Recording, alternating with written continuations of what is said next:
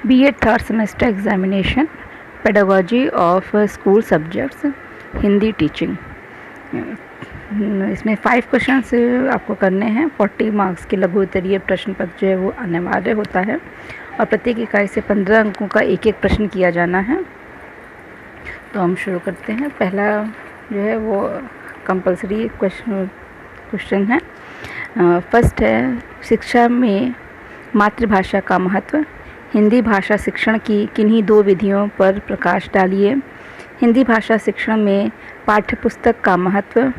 हिंदी भाषा के शिक्षण में पाठ्य योजना का महत्व। हिंदी शिक्षण में शिक्षक की भूमिका।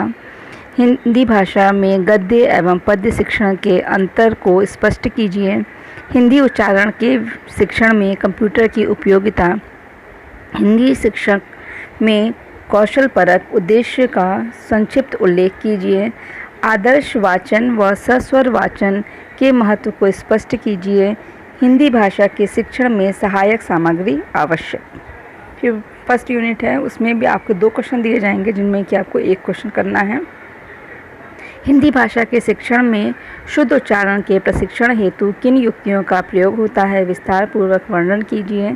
या हिंदी भाषा के शिक्षण में विशिष्ट उद्देश्यों से आप क्या समझते हैं, सामान्य उद्देश्यों से ये किस प्रकार भिन्न हैं, उदाहरणों द्वारा स्पष्ट कीजिए। ये सेकंड यूनिट है, राष्ट्रीय एकता के विकास में हिंदी की भूमिका पर प्रकाश डालिए।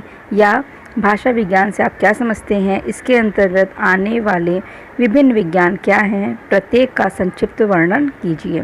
फिर यूनिट 3 है, हिंदी गद्य शिक्षण के सोपानों को ध्यान में रखते हुए 8वीं कक्षा हेतु 35 मिनट शिक्षण हेतु एक पाठ योजना प्रस्तुत कीजिए।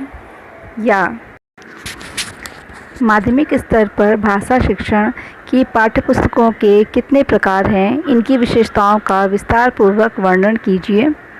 चौथी इकाई है, व्याकरण शिक्षण में किन दृश्य साधनों का प्रयोग करेंगे, उदाहरणों द्वारा स्पष्ट कीजिए।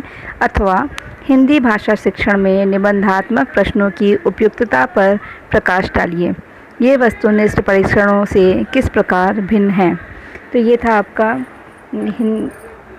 B.Ed थर्ड सेमेस्टर का पेडागोजी ऑफ स्कूल सब्जेक्ट्स का हिंदी टीचिंग का पेपर। Okay, thank you.